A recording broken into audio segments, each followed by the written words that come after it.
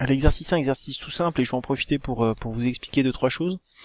Donc dans l'exercice 1, on vous demande de tester les fonctions CHR et ORD qu'on avait déjà manipulées dans le cours sur les dictionnaires DC2. Donc on avait fait des encodages dans ce cours relativement simples sur des lettres non accentuées. Là évidemment il y a le problème des accentuations qui nous pose problème. Alors si vous regardez, on va faire tourner puis on va comparer, je vais vous montrer, j'ai essayé de vous expliquer comment ça fonctionne. Donc ordre, ça prend un caractère et ça renvoie le code présent dans la table Unicode, mais dans un format particulier, je reviens après. Et CHR, c'est le contraire, hein, ça prend le point de code, codé en décimale, en base 10, et ça vous donne le caractère associé. Donc par exemple, si je fais ordre de K,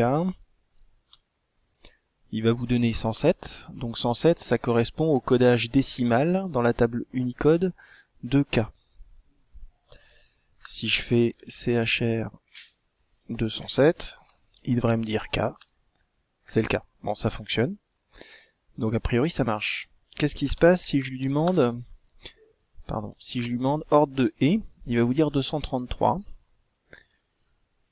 CHR de 233. Tout se passe bien, c'est E.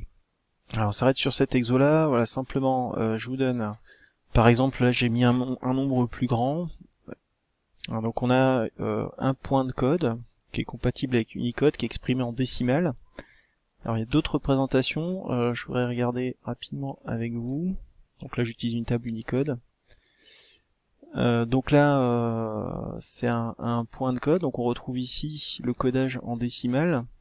On en parlera, c'est quelque chose qui est compatible avec le codage ANSI ou CP 1252. Et ici vous avez son écriture en hexadécimal qui correspond au point de code correspondant à ça.